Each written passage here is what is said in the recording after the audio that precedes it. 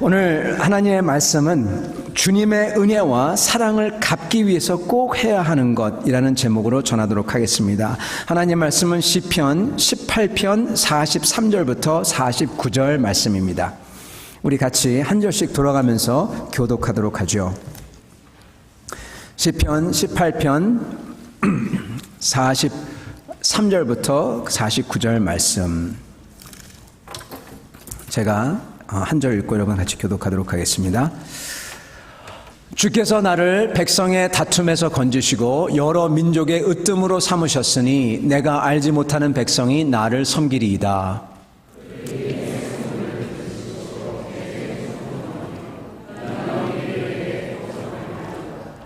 이방 자손들이 쇠잔하여 그 견고한 곳에서 떨며 나오리로다.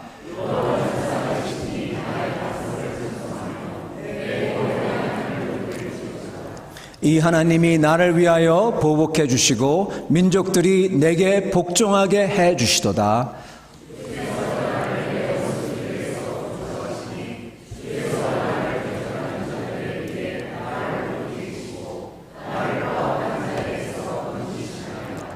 여호와여, 이러므로 내가 이방 나라들 중에서 주께 감사하며 주의 이름을 찬송하리이다. 아멘. 같이 기도하겠습니다. 하나님 아버지, 오늘 말씀을 통하여 주님이 기뻐하시는 자, 주님을 사랑하는 자들이 어떻게 주님을 영광을 돌리는지 알게 하시고 그렇게 영광을 돌리는 삶을 사는 저희 모두 되게 축복하여 주시옵소서. 예수 그리스도 받들어 기도드립니다. 아멘. 여러분 반갑습니다. 여러분 오늘은 저번 한 주 동안에 저희가 주님께 나아갔던 특별 새벽 기도에 어쩌면 그것의 마지막 시간입니다. 물론 이게 새벽 기도는 아니나 이 시리즈의 이것을 끝내는 시간입니다. 그동안 주님의 은혜에 대해서 저희가 살펴봤습니다. 특히 어떻게 저희가 주님의 은총 안에 거하고 그리고 그것을 극대화하는지, 여기 보시면 나오겠지만은 주님의 은총을 붙들려면 그렇게 나와 있죠. 그래서 어떻게 주님의 은총 안에 거하고 극대화할까, 이것을 다윗의 인생과 사울의 인생을 통하여서 같이 보면서 기도를 했습니다. 이 기회를 안타깝게도 놓치신 여러분들은 그분들 위해서 잠깐 같이 보도록 하겠습니다. 여러분, 첫날 저희가 시작했을 때 첫 시작은 믿음이다 그랬었죠. 그래서 진짜 우리의 믿음, 나의 믿음, 자기 자신의 믿음이 있어야 한다. 그리고 나의 믿음은 남의 믿음이 아니라 나의 믿음은 어디서부터 나오냐? 결정에서부터 나온다. 아주 크리티컬한 시간에 무엇을 결정하냐? 거기서부터 나온다. 그렇게 저희가 들었습니다. 두 번째 날은 은총을 결정짓는 게 있다. 무엇이 은총을 결정짓냐? 주님을 아는 게 결정짓는다. 특히 주님의 사랑을 아는 것, 느끼는 것, 그것을 알아야 한다. 그리고 세 번째, 은총 안에 계속 거하려면 어떻게 하냐? 그랬을 때 주님을 사랑하고 주님을 찾아야 한다. 주님을 사랑하는 게 주님을 찾는 거다. 네, 그렇게 저희가 들었습니다. 그리고 넷째 날 11시 59분에 절망과 소망이라는 제목으로 전했는데, 저희가 주님을 알고 믿을 때 큰 위기가 오히려 은혜로 바뀔 수가 있다. 그것을 전했습니다. 그리고 여섯째 날 은혜를 더 크게 담으려면은 어떻게 해야 되냐? 그랬을 때 믿음, 순종, 하나님을 품은 삶, 그리고 자아를 성찰하는 삶. 그래서 변하는 삶, 변해야 됩니다. 자아 성찰과 체인지죠. 그게 은혜를 더 크게 담는다. 그릇이 조그만데 요거밖에 담을 수 없잖아요. 근데 이것을 크게 담으려면은 저희가 변해야만 합니다. 그래서 그것에 대해서 저희가 들었습니다. 그리고 그리고 어제는 여러분, 주님의 은혜와 사랑을 받기 위해서 꼭 해야 되는 게 있는데 다름 아니라 주 안에서 내가 죽는 것. 그래야지 그게 바뀌니까요. 내가 바뀌는 유일한 방법은 내가 죽는 것입니다. 그래서 그게 주님의 은혜와 사랑을 받기 위해서 꼭 해야 하는 것이다. 그리고 오늘은 이 주님의 은혜와 사랑을 받은 사람이 무엇을 해야 되나? 꼭 해야 하는 게 있다. 그것을 같이 나누기를 원합니다. 여러분, 놓치신 여러분들도 다음에 꼭 이렇게 나오셔서 정말 우리가 항상 이렇게 들을 수 있는 기회가, 기도할 수 있는 기회가 있는지 모릅니다. 그래서 다음에 꼭 나오셔서 같이 참여하셔서 듣고 그리고 또 주님을 만나시길 바랍니다. 여러분, 악종원에 말씀드린 것처럼 이 마무리입니다. 주님의 은혜와 사랑을 받은 사람이라면 저희가 어떻게 이 은혜를 갚을지 생각합니다. 주님의 은혜와 사랑을 받았으면요, 꼭 이걸 합니다. 오늘 말씀 보면은 다윗이 이것을 합니다. 2개를 하는데요. 제가 그냥 아예 그걸 말씀해 놓고 갈게요. 왜냐하면 혹시나 이것을 놓치는 분이 계실까봐 핵심을 말씀드리겠습니다. 이걸 들으면 다 드는 거나 마찬가지인데, 그렇다고 그냥, 딴 거 보지 마시고 같이 따라와 주시면 감사하겠습니다. 무엇을 하느냐? 2개입니다. 하나는 여러분, 하나님을 선포하고 찬양합니다. 내 자신부터. 내가 나에게. 하나님을 찬양해요. 그리고 그것을 나에게 먼저 합니다. 그리고 2번째는 그것을 온 세상 사람과 옆에 사람에게 합니다. 즉, 증거하는 거죠. 전도하는 거죠. 선교하는 거죠. 그래서 하나님의 은혜를 입은 사람은 반드시 자기 자신에게 자기 자신이 하나님을 찬양합니다. 찬양해요. 그게 예배라고 부르든 뭐로 부르든 기도로 부르든 하여튼 찬양을 합니다. 그리고 이것을 혼자만 그러고 있지 아니하고 모든 사람에게 그들 앞에서 찬양을 합니다. 그래서 그들이 알게끔 이것을 합니다. 오늘 다윗의 모습입니다. 여러분, 이것을 통해서 저희가 저희의 삶이 어때야 되는지, 어떻게 하면 주님의 은혜를 계속 받는지 같이 보시도록 하겠습니다. 여러분, 은혜 받은 사람 다윗은 주님의 은혜에 반응합니다. 여기 나오는 시편 18편은요 다윗의 인생을 통틀어 나오는 그의 인생 고백입니다. 왜냐하면 18편 1절 그 전에 보면 이렇게 얘기하죠.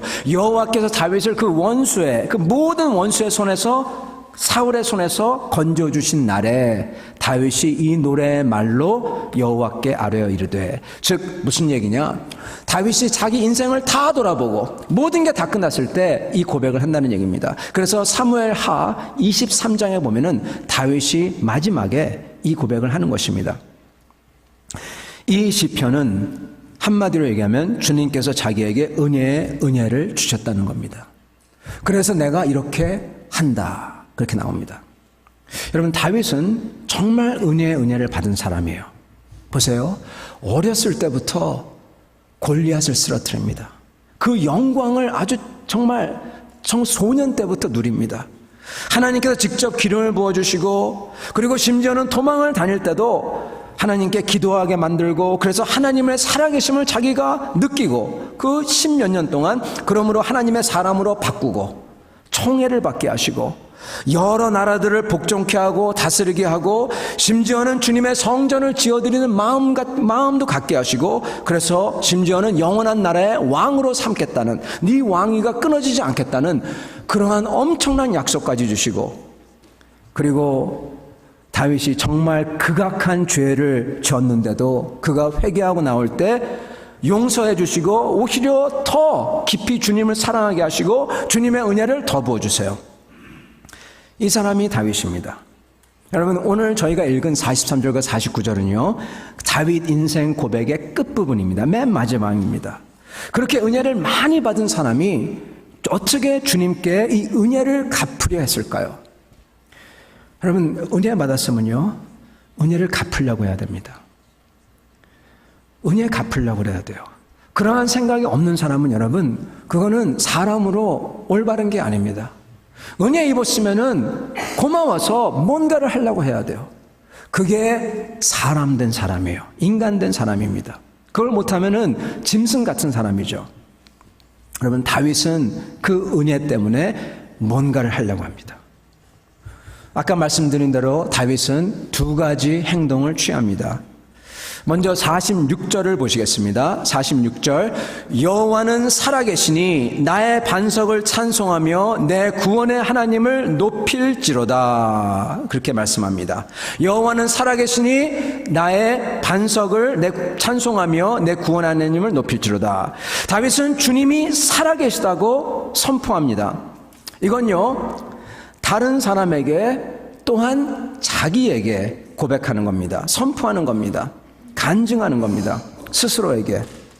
그리고 그 간증의 내용은 하나님이 살아계시다. 그리고 살아계신 하나님이 바로 나의 구원자 된다.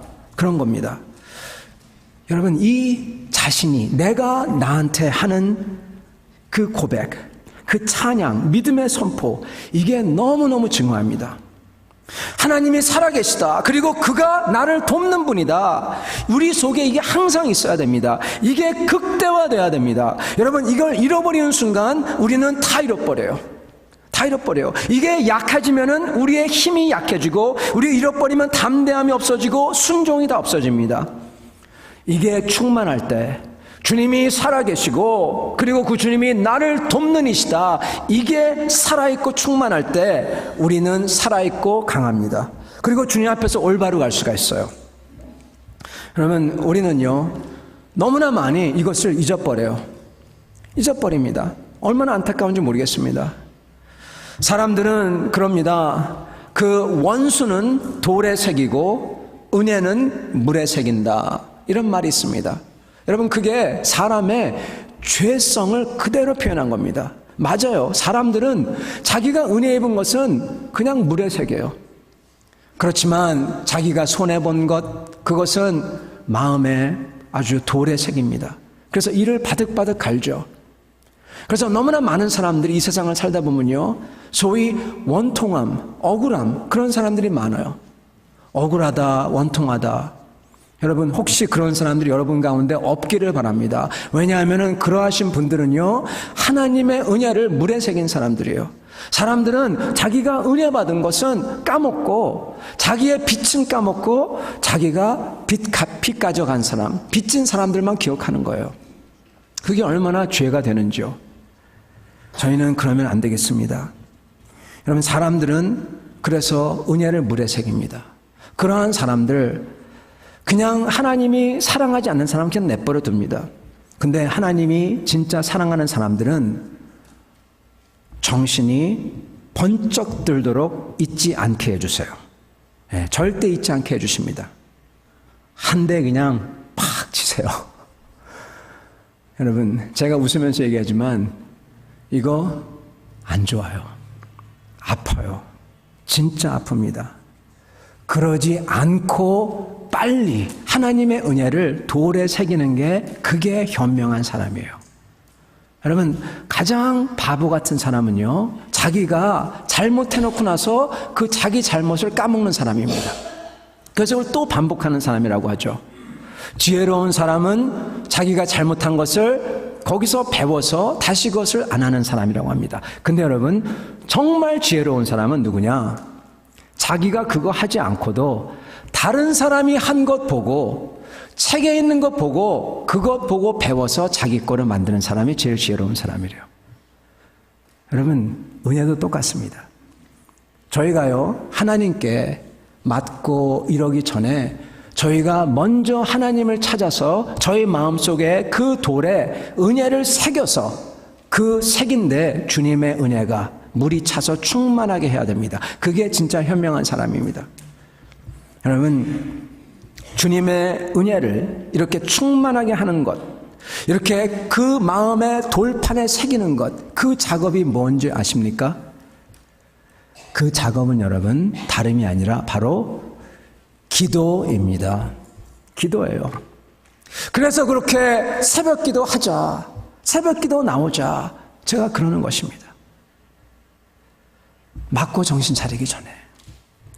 여러분, 저희가 정말로 울면서 전력을 다해서 하는 기도, 이게 여러분, 이거는 어떻게 보면은 그 힘든 거를 갖다가 당하지 않고 미리 내가 파는 거예요. 그 고를 파는 겁니다.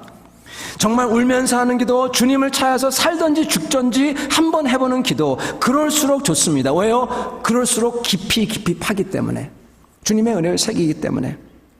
그렇게 새긴 은혜의 흔적은 지워지지 않습니다. 거기에 우리 주님께서는 주님의 은혜를, 단비를 부시는 거예요. 그 자국을 따라 은혜가 담겨지고, 그 자국이 깊을수록 넓을수록 은혜가 충만한 겁니다. 여러분, 사도 바울을 보세요. 그 은혜, 아니 트라우마예요. 그게 깊이 파여가지고 평생 동안 거기에 은혜가 찹니다.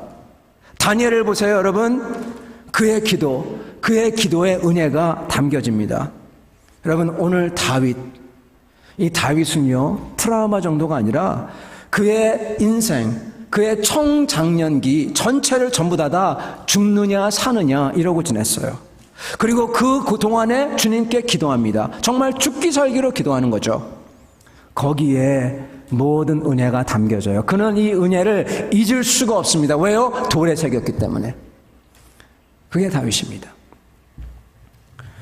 여러분, 그래서 우리도 그렇게 기도해야 되는 겁니다. 안 그렇다고 하더라도 눈물을 짜면서라도 주님을 갖다가 정말 간절하지 않더라도 간절하게 나를 쳐서 만들어서라도 그렇게 악을 쓰면서 기도해야 되는 겁니다. 은혜가 차야 되기 때문에. 여러분, 그게 다윗이 취한 첫 번째 행동입니다.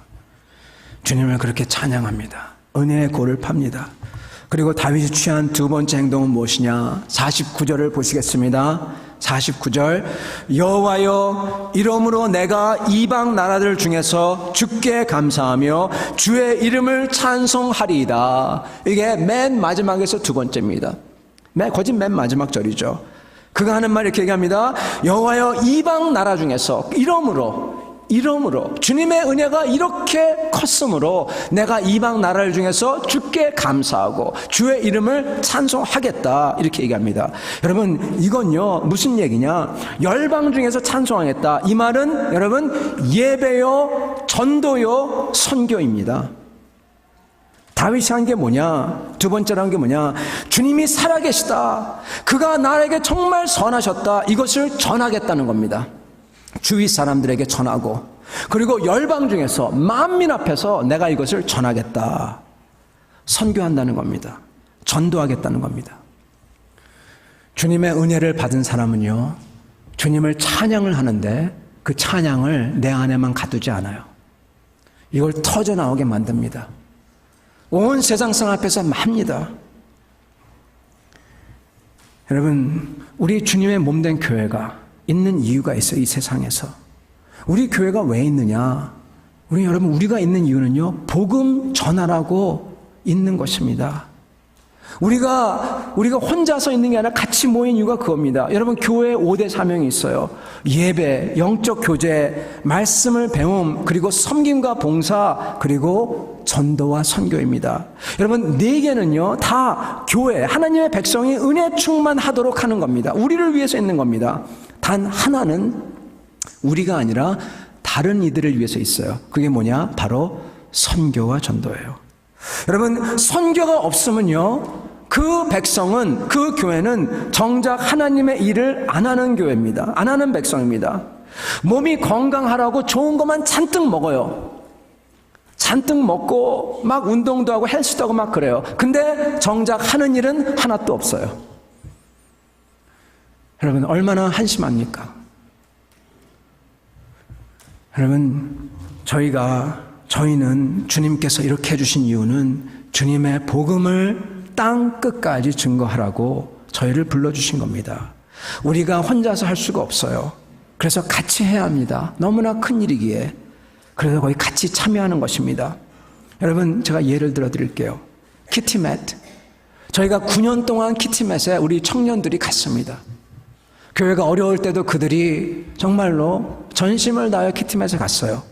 복음 전합니다. 사랑을 증거합니다. 대단한 사랑입니다. 교회, 동네 애들이 거진 다 그 집회에 와요.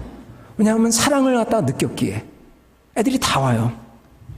근데 제가 가서 그 아이들을 보면서 안타까웠던 게, 그들이 자라서 9년 전에 있었던 아이들이 큰 애들이 됐는데 이들이 믿거나 신앙이 뜨겁거나 그러질 못합니다. 왜냐하면 거기 교회가 없기에.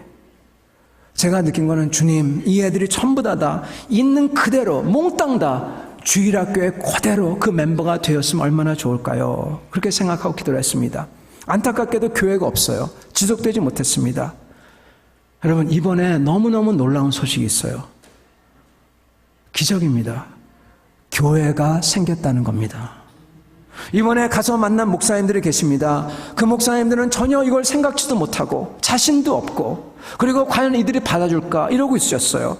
이런 분들이 우리의 도전을 받아서 그 마을에서 교회를 세우고 이제 아이들이 교회에 나가게 되었다는 것입니다. 할렐루야. 여러분 이거는 여러분이 하신 거예요. 내가 한 게 없는데. 아니요, 하셨습니다. 왜요? 우리가 하나의 몸된 교회로서 그것을 서포트하고 기도했으니까 여러분이 하신 겁니다. 여러분 얼마나 귀한 사역입니까? 여러분 이곳이 아니라 땅끝 네팔, 여러분 얼마나 귀한 사역인지요.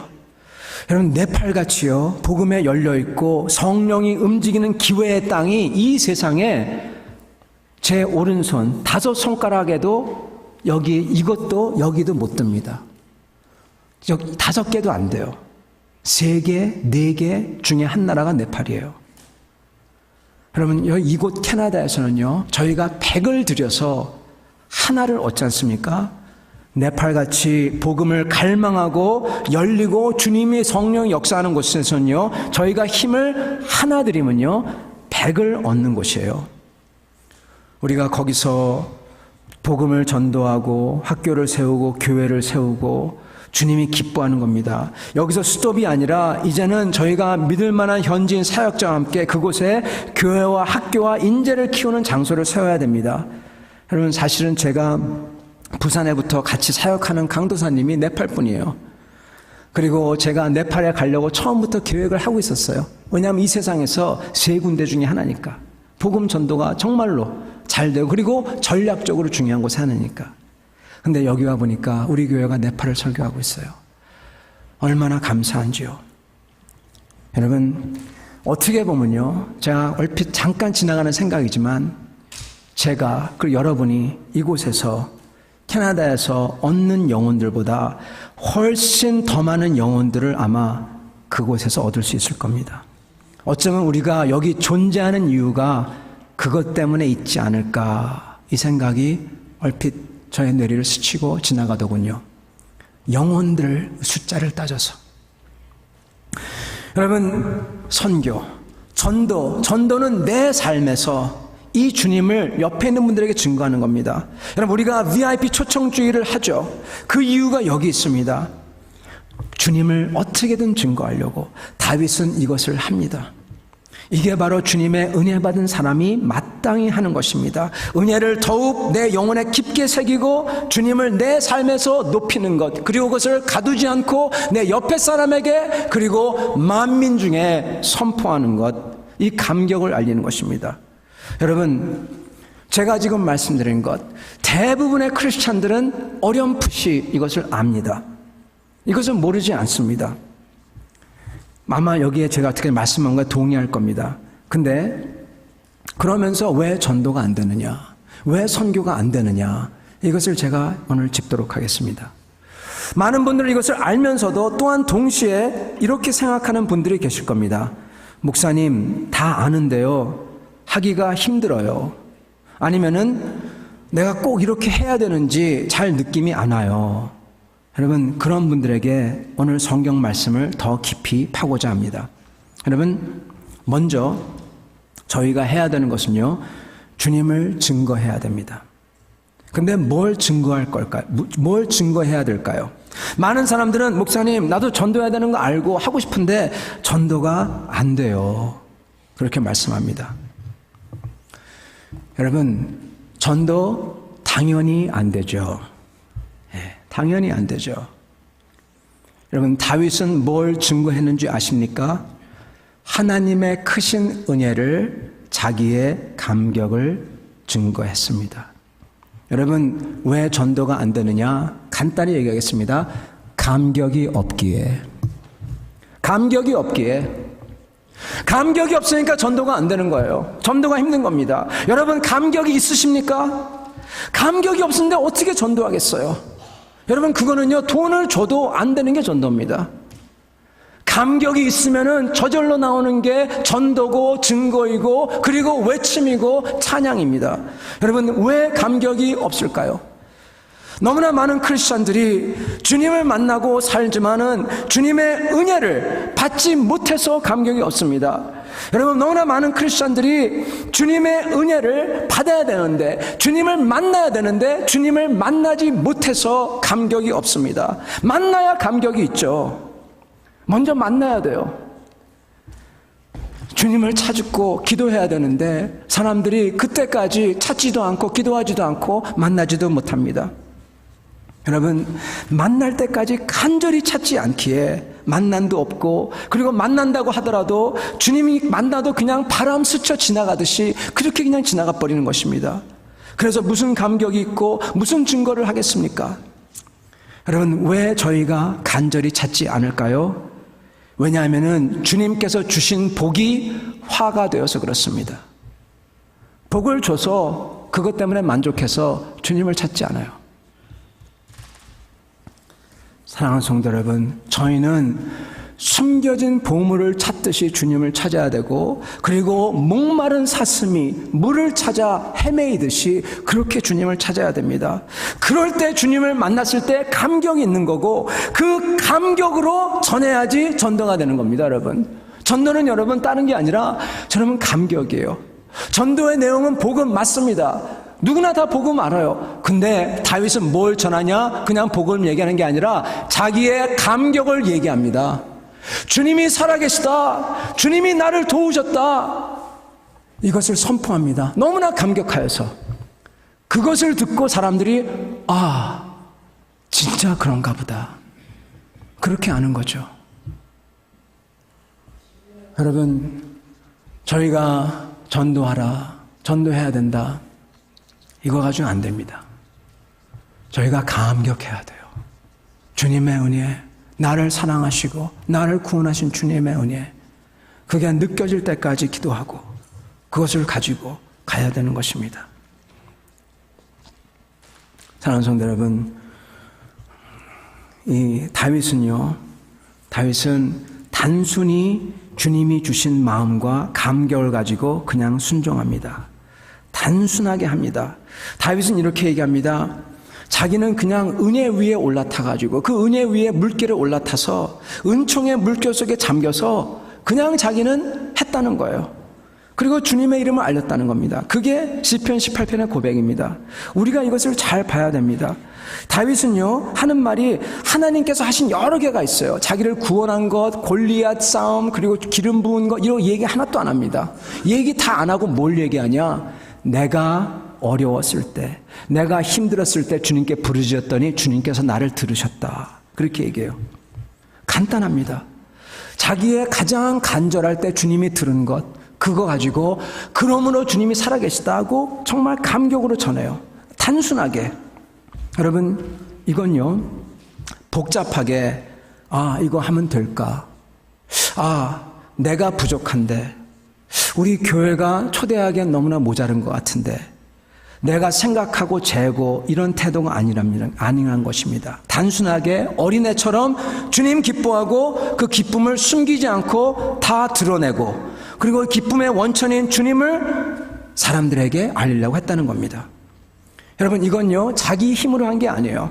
내가 자격이 있어서 한 거 아닙니다. 우리 교회가 시설이 좋아서, 아니면 열악해서, 이래서 전도하거나 전도 안 하거나 못하거나 그런 게 아니라는 것입니다. 다윗은 단순히 주님이 주신 마음과 감격 가지고 그냥 그거 했다는 거예요. 순종했다는 겁니다. 여러분, 이렇게 해야 돼요. 이렇게 해야 됩니다. 심플한 순종입니다. 심플한 순종.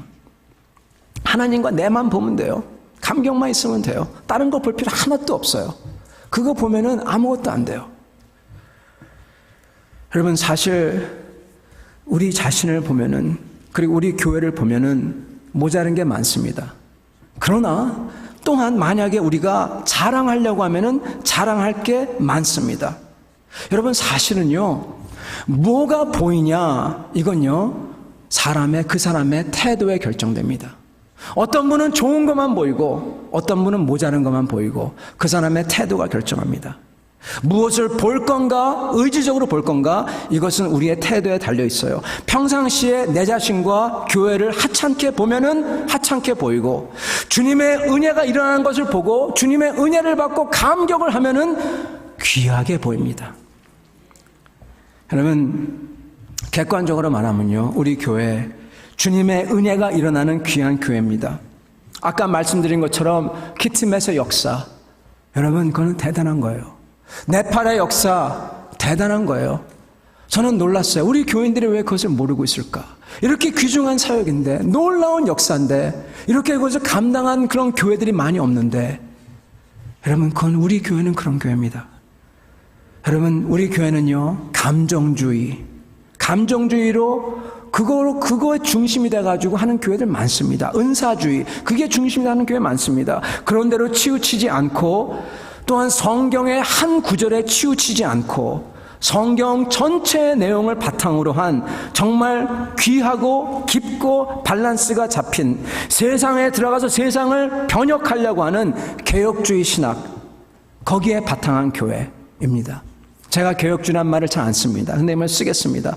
귀한 겁니다. 여러분, 귀한 주님께 순종하는 전통, 마치 우리 한국에 아주 있는 좋은 교회, 제가 이 교회를 말하겠습니다. 초량교회 같은 교회, 얼마나 귀한 교회입니까? 그러한 교회같이 귀한 교회를 같은 뿌리를 가진 교회, 이것을 34년 동안 비록 아픔도 있고 잘못된 것도 있으나 이것을 그동안 잡고 나아간 교회입니다. 여러분, 귀한 교회예요. 얼마나 자랑스러운 교회인지 모릅니다. 여러분, 제가 처음 부임했을 때 말씀 전할 때 기억나십니까? 우리의 뼈대는 너무너무나 훌륭한 뼈대다. 여러분, 그리고 우리 주님께서 허락하신 이 좋은 예배당, 이 좋은 체육관, 얼마나 좋습니까? 신앙교육의 전문가, 영혼을 정말 깊이 사랑하며 희생하는 전도사님들, 목사님들, 그리고 무엇보다도 은혜 받고 주님을 뜨겁게 사랑하는 여러분, 그리고 저. 여러분, 그리고 이것을 보며 다가오셔서 은혜로서 만져주시는 주님이 계시는 교회입니다. 이게 얼마나 귀합니까? 여러분, 제가 요즘 가만히 볼 때요, 이 세상에는 초청받은 자는 많으나 부름받은 자는 적도다 하시는 주님의 말씀이 생각납니다. 많은 사람들이 크리스찬들 같고 그렇게 얘기하고 말하지만 진짜 크리스찬이 얼마나 될까 생각합니다. 여러분, 이거는 어떻게 보면 교회도 마찬가지입니다. 여러분, 귀한 교회, 주님의 은혜에 감격하는 성도들이 모인 교회, 그리고 거기에 순종하려는 교회, 우리는 그러한 교회입니다. 그러한 교회가 되어야 합니다. 첫사랑을 잃지 않은, 주님께 칭찬받는 필라델피아 교회, 밴쿠버에 있는 그 필라델피아 교회가 되어야 할 것입니다. 여러분, 이러한 교회, 이렇게 귀하고 자랑스러운 교회에 어찌 초청하지 않을 수가 있겠습니까?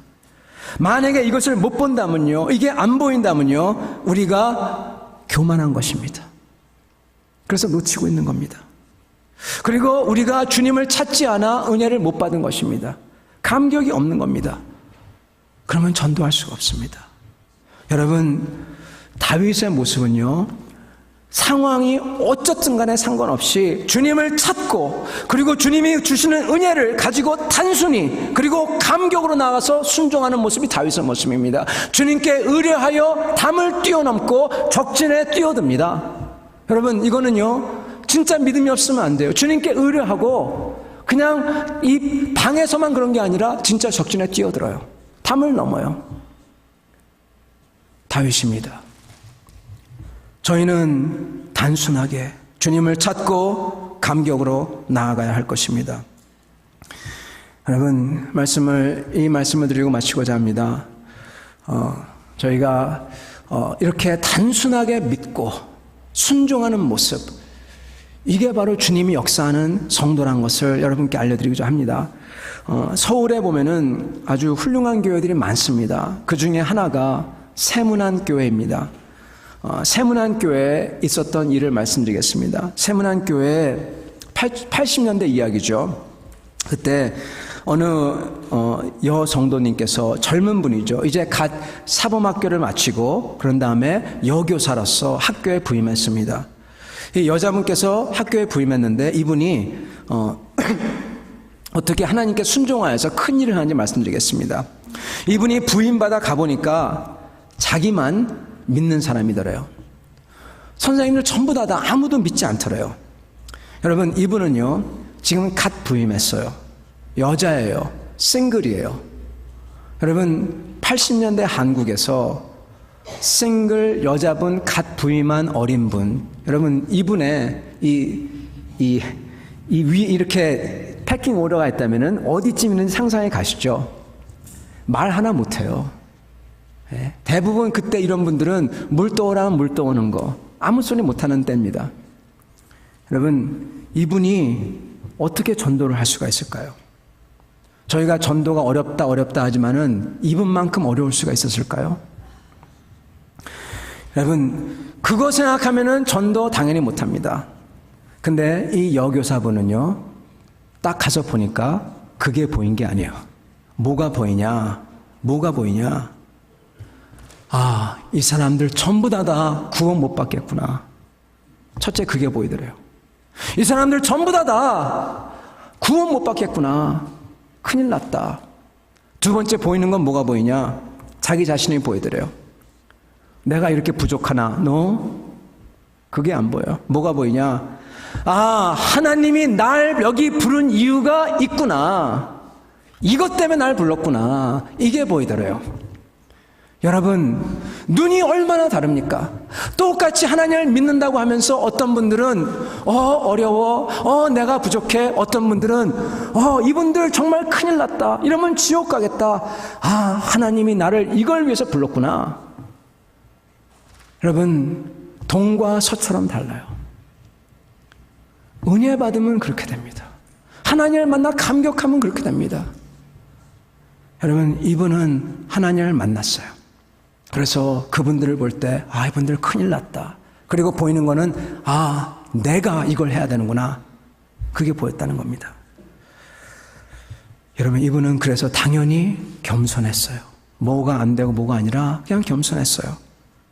그리고 그가 또 뭘 했냐? 주님의 눈으로 교회를 봤습니다. 여러분, 자기 교회를 사랑했어요. 서문안 교회를 사랑했습니다. 어느 교회에 비교하지 않았습니다. 자기 교회니까.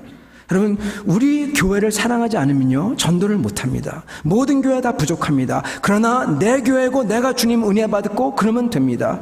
그리고 교회를 위해서 기도하고 교회의 사명을 위해 기도합니다. 이 자매님은 그렇게 했어요. 이 자매님은 단순하게 내가 증거해야 되겠다, 주님의 교회로 데려가야 되겠다 생각하고 아주 단순히 생각했습니다. 그리고 순종했습니다. 이게 바로 주님의 은혜 받은 사람의 모습입니다. 여러분, 두 마음이 있으면 안 됩니다. 두 마음은 의심하는 마음이고, 그리고 이런 마음은 사랑이 없는 마음입니다. 주님을 신뢰를 못합니다.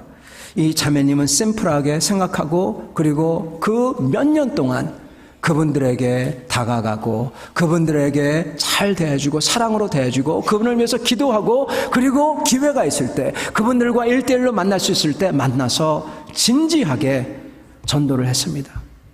영생에 대해서 전도해요. 그리고 교회에 와보시라고 초대합니다. 몇 년 후 그 학교 선생님 26명이 전부 다 결신합니다. 그리고 교회에 출석합니다. 그거 끝하는 게 아니라 26명이 학원 선교회를 조직합니다. 여러분, 그 학교에 들어온 학생들은 전부 다 복음을 들어요. 그 선생님들 때문에. 사랑하는 성도 여러분, 저희는 무엇을 하고 안 하고 이게 중요한 게 아닙니다. 중요한 것은 어떠한 태도를 가졌냐, 어떠한 마음가짐을 가졌냐, 어떠한 눈을 가졌냐, 이게 중요합니다. 그리고 그 태도와 마음가짐과 눈은 주님을 만나서 은혜를 받고 감격이 있냐, 그게 결정을 짓습니다. 그러한 사람은 하지 말래도 하고 싶고 주님을 증거할 것입니다. 사랑하는 성도 여러분, 여러분과 저 이런 사람들 되길 바랍니다. 우리는 이렇게 하나님의 눈으로 세상을 살라고 부름받은 사람이 우리예요. 우리는 그냥 하루 8시간 밥벌이 하라고 그렇게 부름받은 사람이 아닙니다. 이건 세상 사람들과 똑같은 겁니다. 우리는 세상에서 하나님을 증거하고 다윗처럼 증거하고 하나님을 높이도록 부름받은 사람이 우리입니다. 그러려면 주님을 간절히 찾고 주님을 만나고 주님의 감격을 찾고 그리고 주님의 능력을 받아서 그걸로 나가야 되는 것입니다. 이렇게 나가시는 여러분과 저 되기를 축원합니다. 아멘. 같이 기도하겠습니다.